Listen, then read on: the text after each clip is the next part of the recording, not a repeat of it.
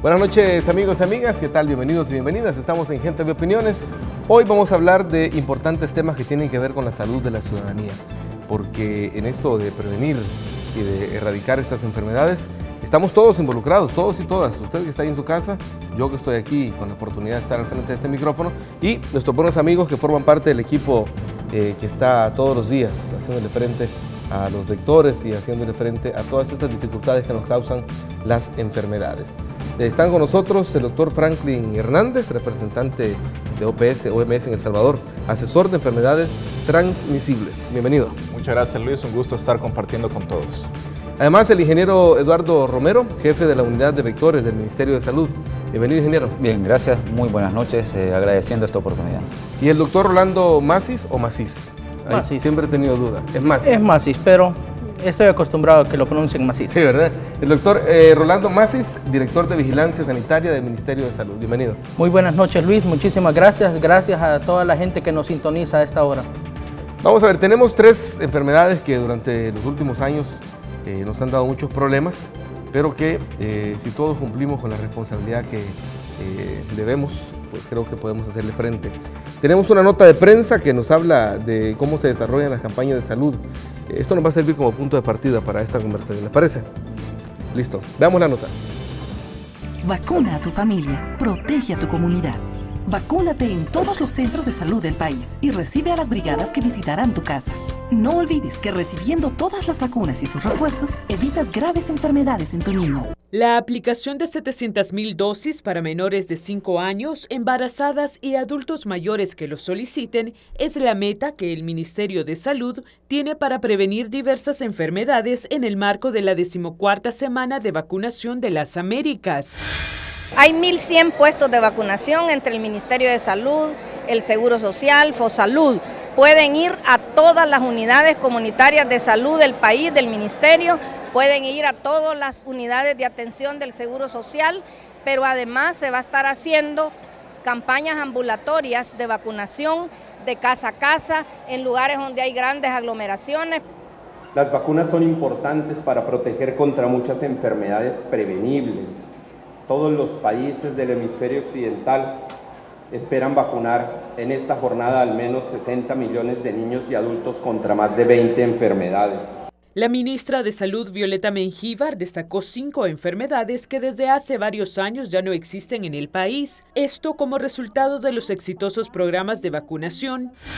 El sarampión, la polio, la difteria, el tétano neonatal y el síndrome de rubiola congénita, que prácticamente van casi ya desapareciendo del país. Desde el 2013 se realiza anualmente la Semana de Vacunación de las Américas. Aquí se aplicará este programa del 29 de abril al 31 de mayo, con una inversión de más de $2 millones. Las vacunas son 16 vacunas, ¿verdad? Dentro de ellas están tuberculosis, difteria, tétanos, toferina, hemófilos influenza, paperas, rubiola, sarampión, neumonía por neumococo, fiebre amarilla, rabia, rotavirus, influenza por influenza y hepatitis B. Solo en el 2015, el Ministerio de Salud aplicó 3.6 millones de dosis a las poblaciones más susceptibles, con una inversión de más de $14 millones.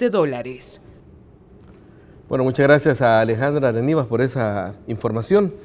Doctor Macis, el pasado 12 de abril, es decir, tenemos 21 días de que se lanzó la segunda jornada nacional contra ese pequeño insectito que realmente es un vector poderosísimo, al que hay que tenerle mucho respeto, pero también hay que atacarlo como debe ser, porque a veces nos descuidamos y ese es el problema. Esta campaña, esta segunda jornada, mejor dicho, ¿qué resultados ha dado 3 semanas después?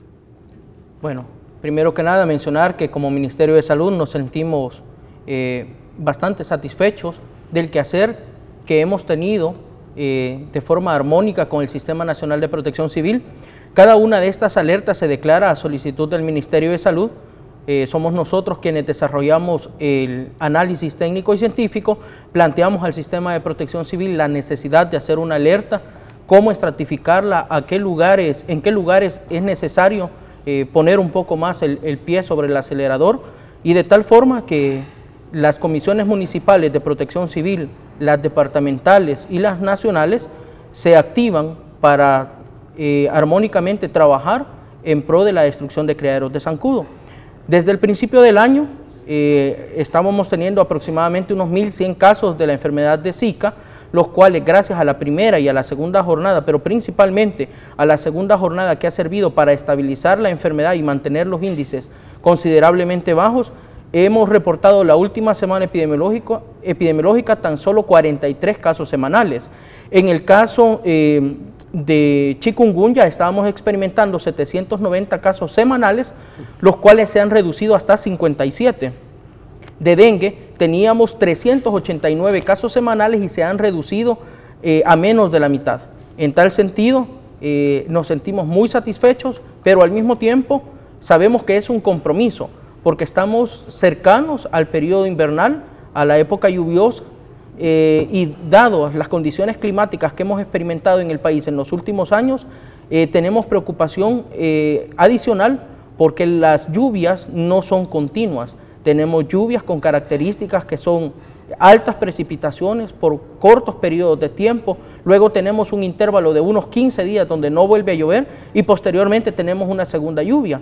En este intervalo tenemos la posibilidad plena de que se desarrolle el mosquito y con esto que aumentemos el nivel de las 3 enfermedades. ¿Se podría decir, doctor, que ese es el escenario perfecto para este zancudo? El escenario perfecto lo tenemos instalado acá desde hace algunos años.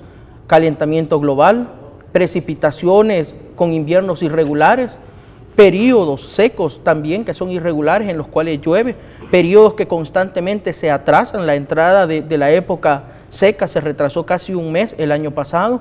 La época lluviosa se ha instalado de una forma bastante insidiosa.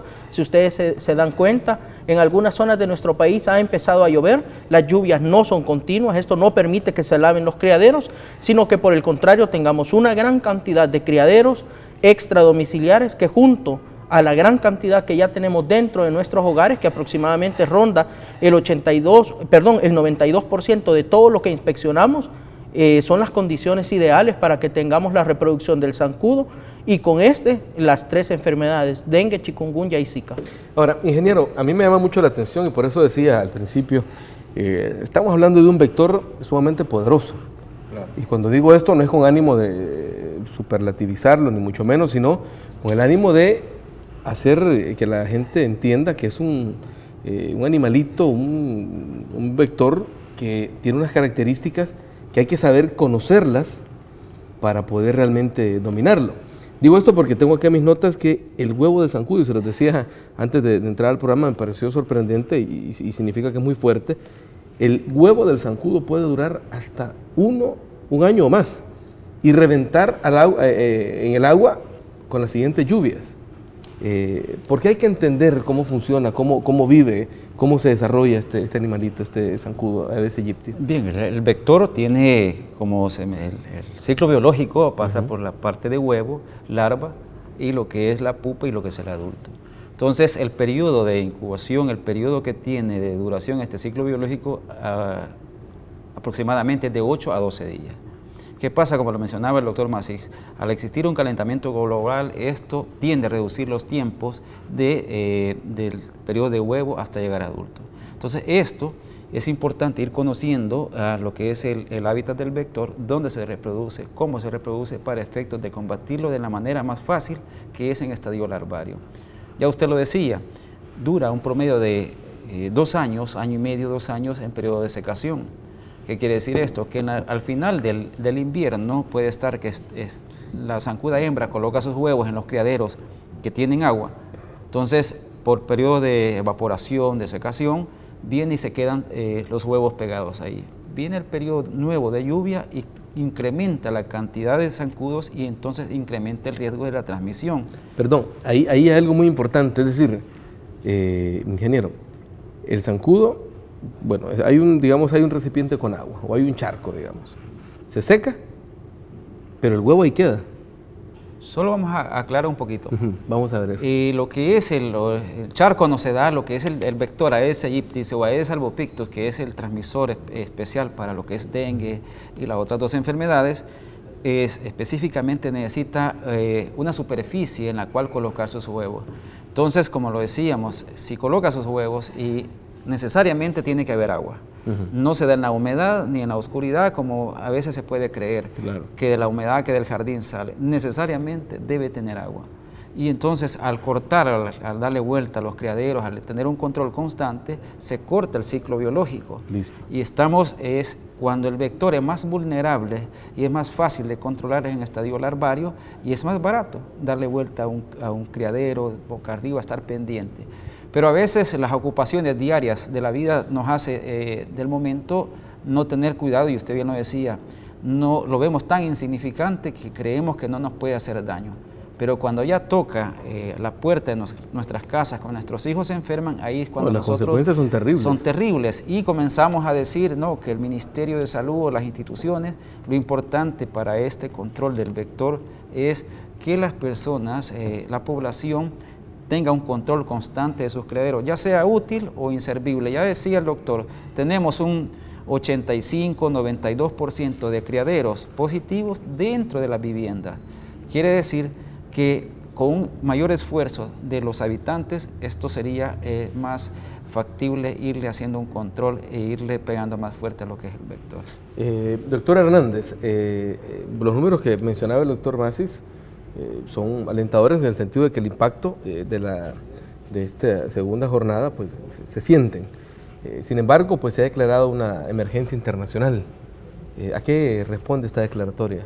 Es interesante porque cuando se comenzó a hablar de la enfermedad por Zika, allá por el 2015, cuando se inicia el primer caso en la isla de Pascua, lo que se sabía hasta entonces era que era una enfermedad que causaba una fiebre suave, que no daba mayores complicaciones hasta lo que se sabía en ese momento, y se motivó un poco hacia mejorar la vigilancia, etc. Y por supuesto conocer un poco más de esto. Todos los casos que habían ocurrido eran pequeños brotes en África, luego que se fueron moviendo hacia Asia, hasta en la zona de la Polinesia Francesa, que es la parte norte de Australia, esas zonas, y son islas, son pequeños brotes de hasta 20.000 personas, más o menos. Sin embargo, después de la isla de Pascua, en mayo del año pasado, en Brasil, con tantos millones de personas, con la presencia de múltiples vectores, etcétera, se empieza... Solo en Brasil son 180 millones de habitantes, ¿verdad? Más o menos. Sí, una cantidad impresionante.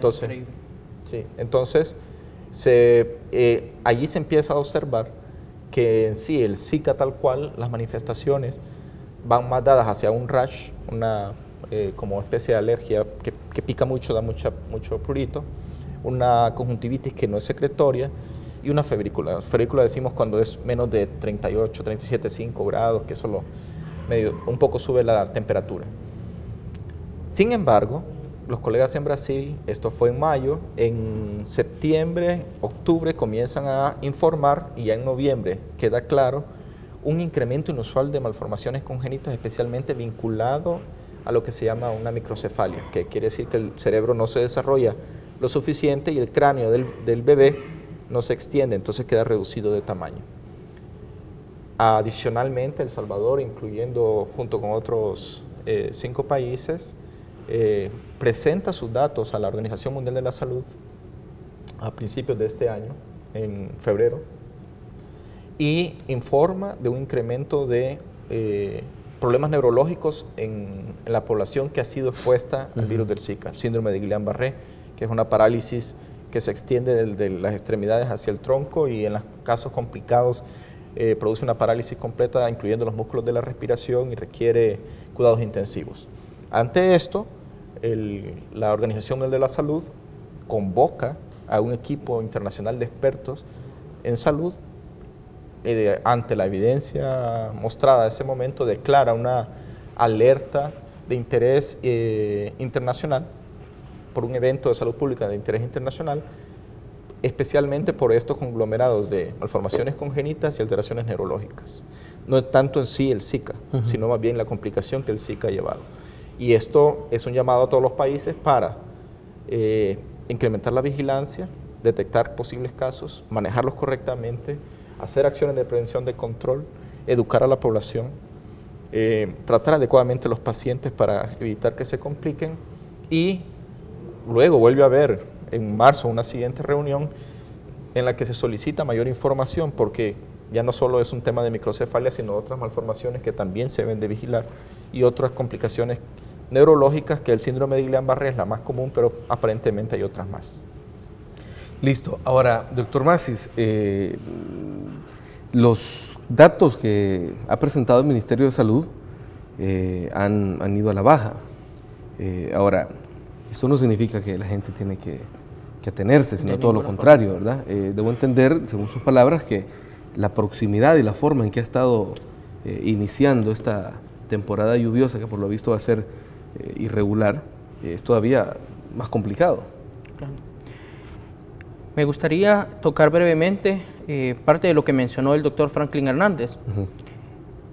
En sí, el Zika por sí mismo no es tan grave. De hecho, en alguna de las alertas epidemiológicas se le mencionaba como un dengue leve. Sí, sí, una fiebre débil, el rash. El escozor, la picazón.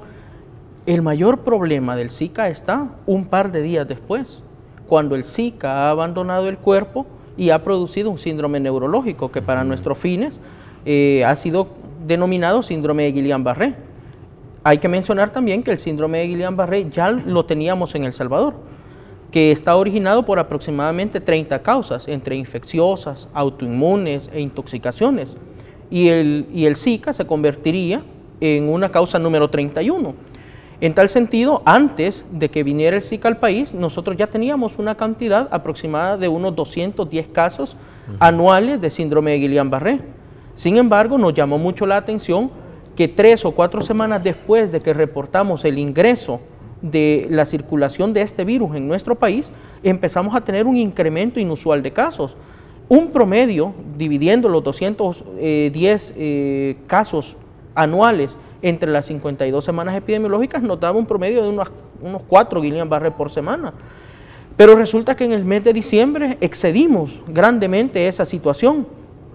De hecho, en la semana epidemiológica número 48, que es a principios de diciembre, reportamos 9 casos en solo una semana. Esa tendencia fue incrementando conforme iban incrementando el número de casos de Guillain-Barré, perdón, de los casos de Zika, hasta que en la semana número 2 de este año llegamos a tener incluso 28 casos semanales.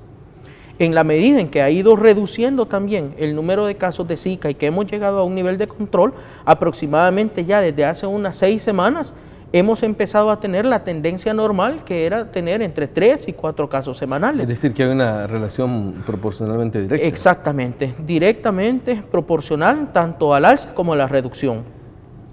Hasta el 26 de abril de este año, el Ministerio de Salud había atendido 160 pacientes.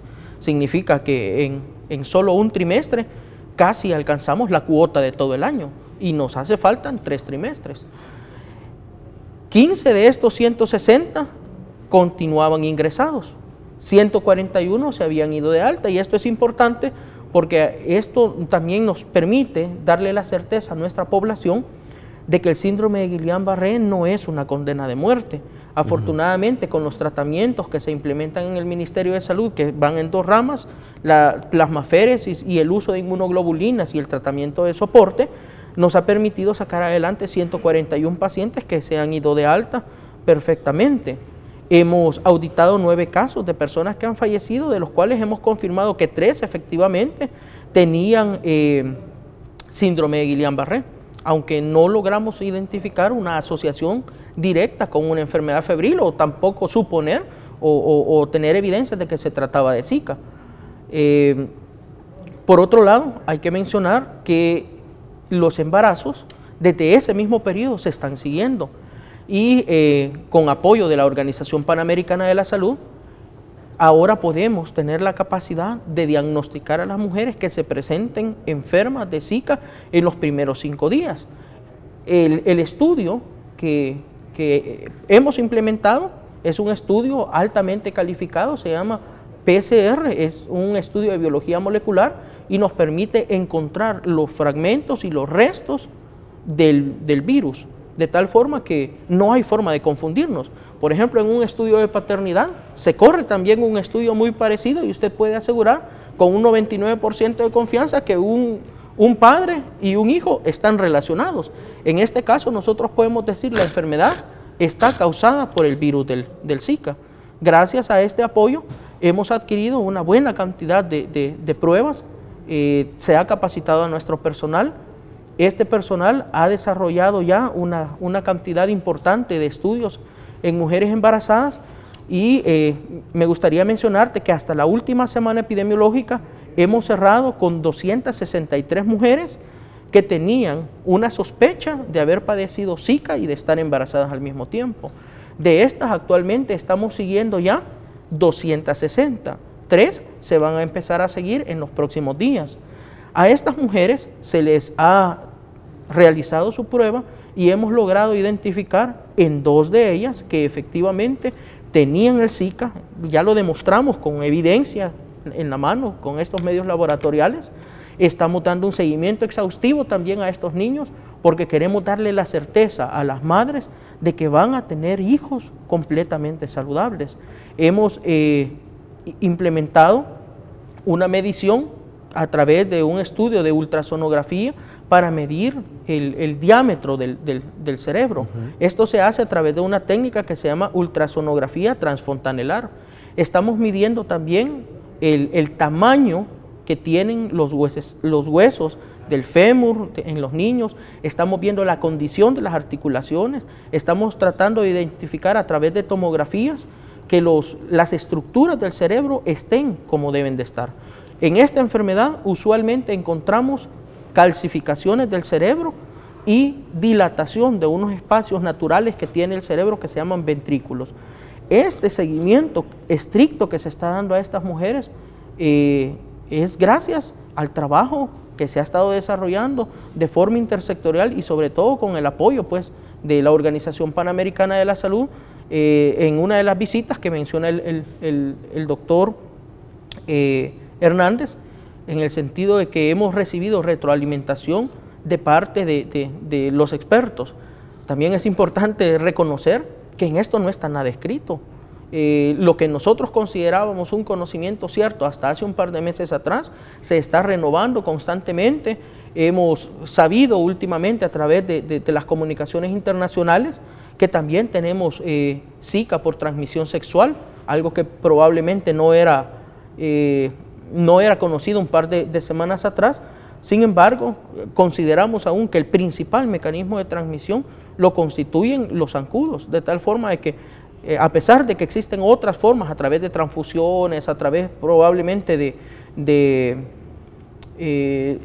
compartir tejidos y órganos, no son mecanismos usuales de transmisión. De ahí, doctor, que hemos visto cómo se ha reforzado la campaña previniendo a las mujeres. Exactamente, ¿no? Para nosotros es importantísimo abarcar a nuestra población en el sentido de que deben de entender el mensaje principal de promoción y educación para la salud, que hay que destruir a los zancudos.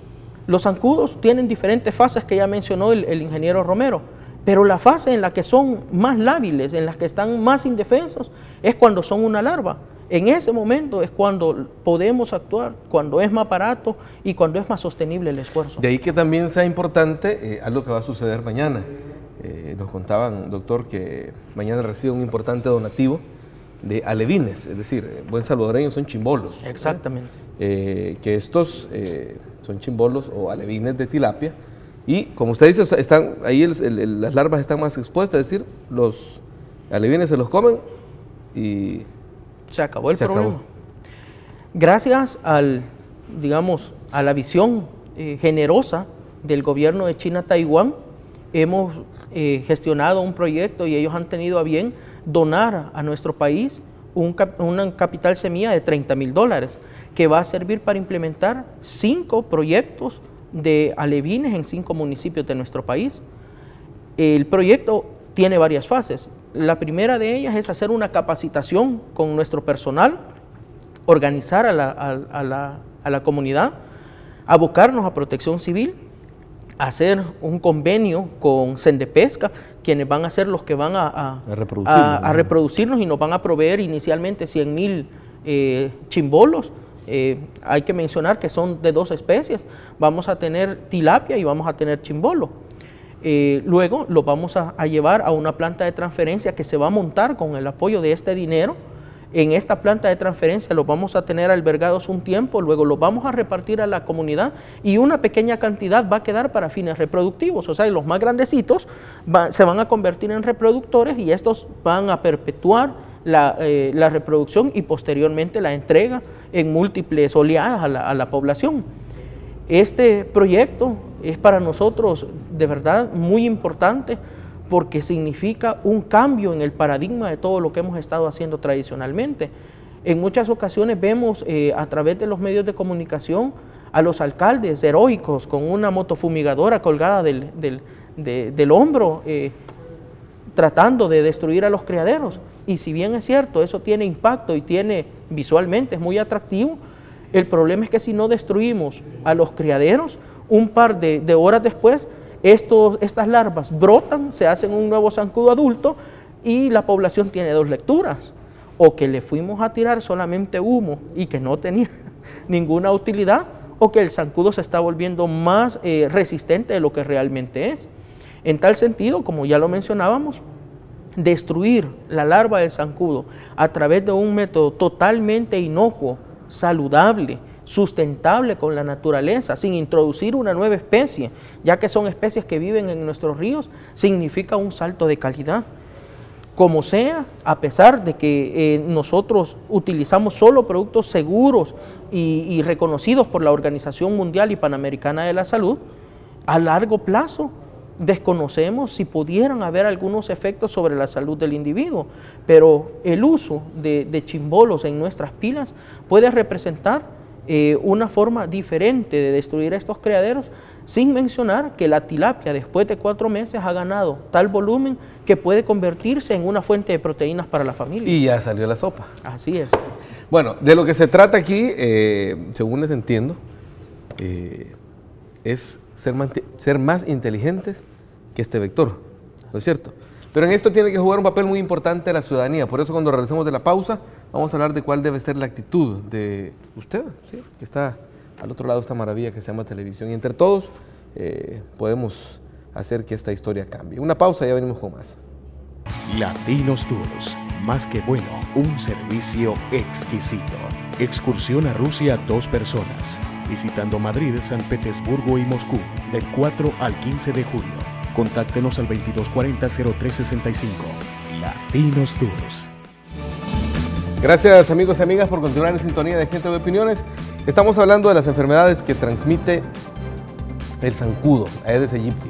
Ingeniero Romero, las lluvias obviamente se convierten en aquello que siempre llamamos el mal de mayo, ¿verdad? Porque obviamente vienen las lluvias y la amenaza se vuelve más fuerte. ¿Qué medidas tomarán como institución para evitar que justamente la lluvia se convierta en ese detonante? Mire, como ministerio, como ya lo mencionábamos, tenemos una alerta amarilla que está decretada en los 262 municipios. Esto abarca un buen periodo de inicio de lluvias que básicamente es la eliminación de los tipos de criadero. Porque para ello nosotros juega un papel importante lo que es las instituciones que pertenecen a Protección Civil, que conforman las comisiones de Protección Civil a nivel local, departamental y nacional, con lo cual se hace mucho énfasis en la eliminación de criadero. A este 100% de criaderos que se encuentran positivos en las viviendas tiende a disminuir, a aumentar la cantidad de criaderos inservibles dentro de las viviendas. Por eso nosotros las jornadas a nivel nacional de eliminación de inservibles es fundamental para reducirle el hábitat de lo que es el vector. De esa manera, lógicamente... Ahí hablamos, ingeniero, de llantas, de cumbos, de cualquier chunche que hay en el patio que uno cree que es inofensivo, pero claro, es una amenaza, ¿no? Lo que pasa es que muchos en nuestros hogares nos desatendemos de esa situación, de revisar canaletas, de revisar otro tipo de depósitos que se pueden ver que no van a colectar agua, pero sí en un momento de lluvia vienen a completarse de ahí con agua y se convierten en unos criaderos ya no potenciales, sino que reales. Y eso nos viene a echar al traste todo el esfuerzo que hacen las instituciones a nivel nacional. Por eso nosotros pedimos a nivel nacional que la población se involucre en lo que es la eliminación de criaderos. O sea, como ministerio vamos a mantener unas constantes acciones a nivel nacional para a fin de reducir la cantidad de criaderos dentro de las viviendas. Ahora, doctor Hernández, perdón, se ha lanzado una vacunación en las Américas. ¿Qué persigue la OMS con esta vacunación? Bueno, ustedes creo que saben que los programas de vacunación en las Américas, especialmente a nivel mundial, han tenido un desarrollo importantísimo en términos de la coberturas y reducción de mortalidad infantil sustancial en los años gracias a las vacunas. Esto inició ya hace más de 14 años, donde todos los países de las Américas, una semana, deciden, se ponen una meta, una cantidad de vacunas específicas, ya no solo para niños, sino para la población general, y alrededor de 19 enfermedades se están evitando con estas vacunas, ¿no? Ahora no solo hablamos de Semana de Vacunación de las Américas, sino que a partir de los últimos 4 años es la Semana Mundial de Vacunación. Es decir, que durante esta semana todo el mundo está aplicando vacunas contra estas enfermedades. Con las jornadas de vacunación lo que se logra es de forma activa llegar a estas poblaciones que son objeto de vacunación, completar esquemas de vacunación que por otros mecanismos es difícil hacerlo, y esto ha dado este gran salto cualitativo y hablamos de reducciones importantes de enfermedades e inclusive eliminación, como se habla de, por ejemplo, la poliomielitis, que son, pese a que existen algunos brotes en algunos países, la verdad es que se considera erradicada en algunos ya, puntos, ¿no? Por ejemplo, en El Salvador es algo que ya no se observa, ¿no? Entonces, igual en los países de las Américas. Esos son elementos importantes y de ahí de la importancia de que todos participemos en estos procesos que finalmente son claves para la salud y asegurar el bienestar de toda la población. Ahora, doctor Macis, esto obviamente pasa por una, ¿cómo podríamos llamarle? Motivación, activación, animación de la ciudadanía. Y ahí creo que forman, o usted mejor que yo lo sabrá decir, son parte fundamental los medios de comunicación, es decir, para lograr que la ciudadanía, uno, participe en campañas de vacunación como las que nos plantea el doctor Hernández, las jornadas que realiza el Ministerio de Salud y obviamente darle duro, como debe ser, al zancudo, ¿no es cierto? Claro, los medios de comunicación juegan un papel fundamental. De hecho, gracias a los medios de comunicación, muchos tabúes se han ido rompiendo. En alguna época se creía que las vacunas servían para esterilizar a los niños. En otras ocasiones se decía de que lo que lograban era que los niños no crecieran como deberían de ser.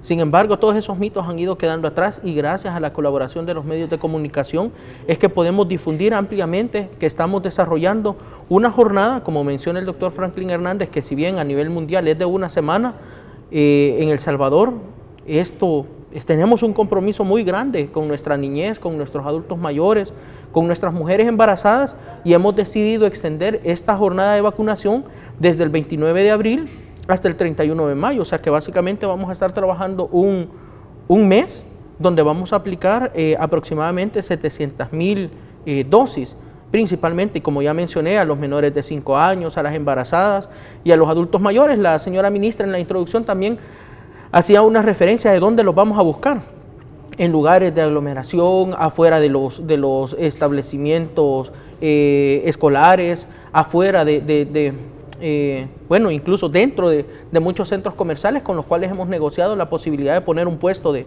vacunación afuera de los mercados, etcétera.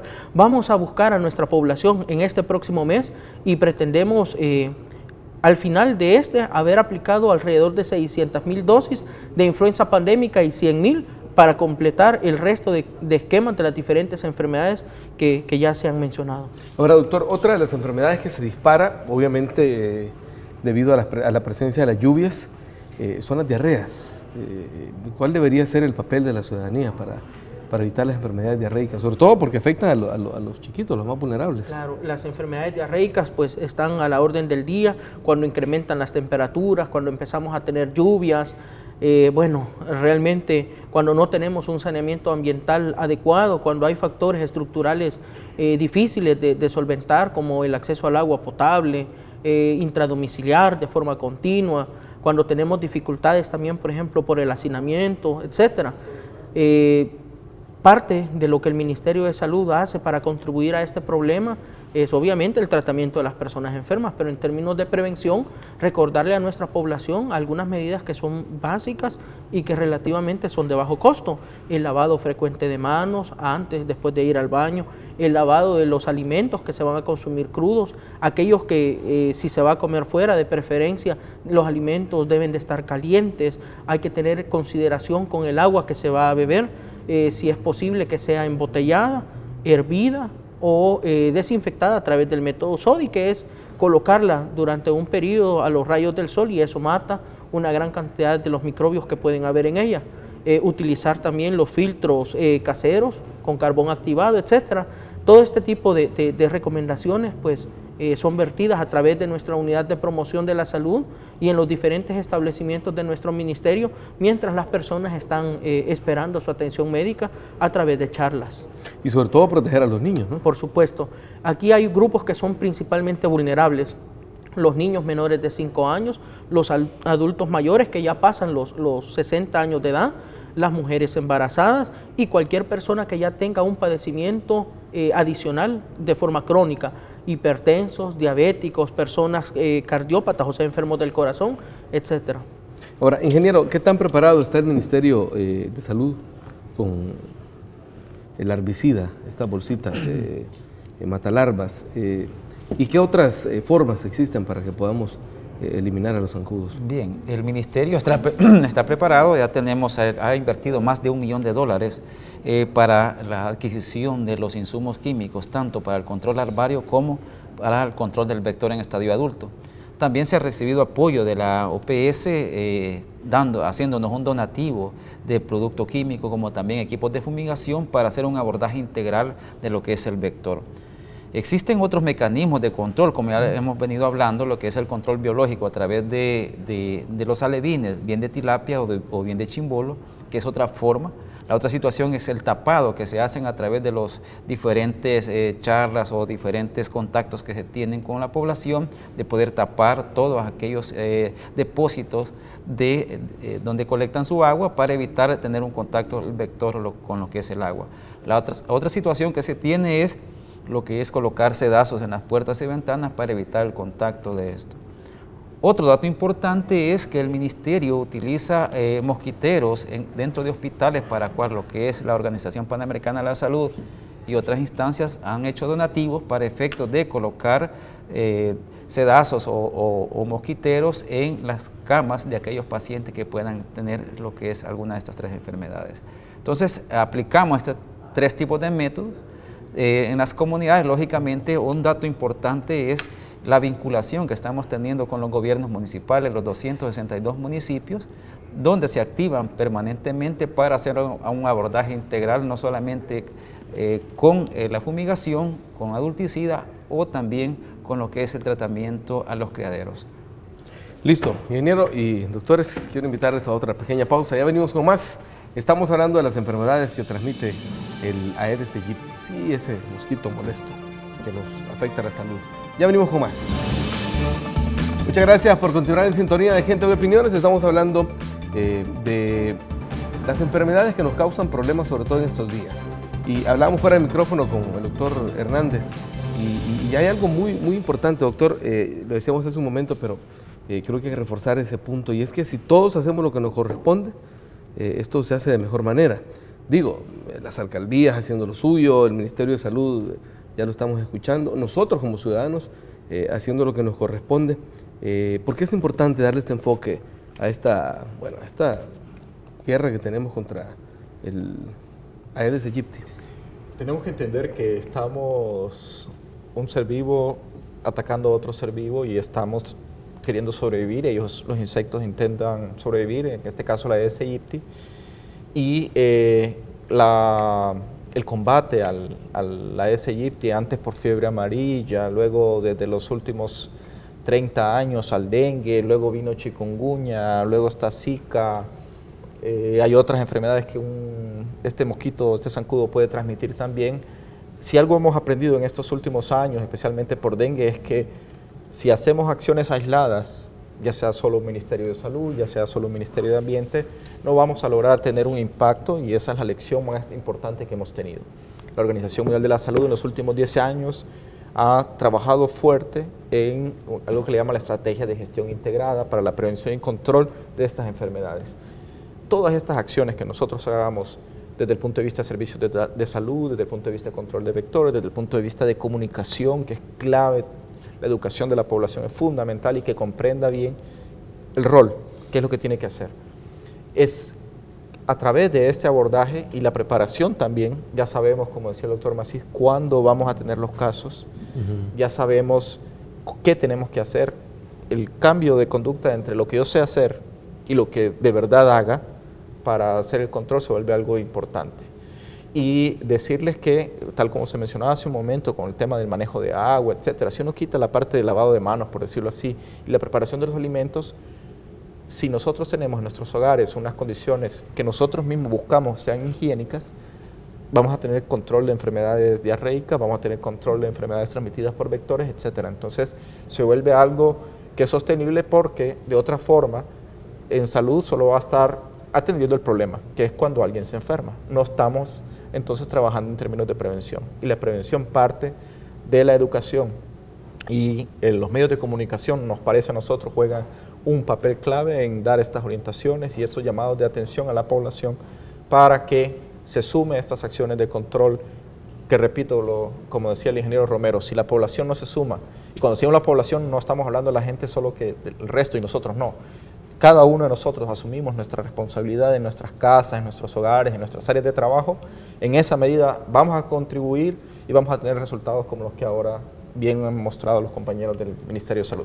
Listo. Doctor Macís, en las últimas semanas hemos tenido una alerta, una emergencia por la situación del agua potable en muchas zonas del país, producto de que los mantos acuíferos están terminando.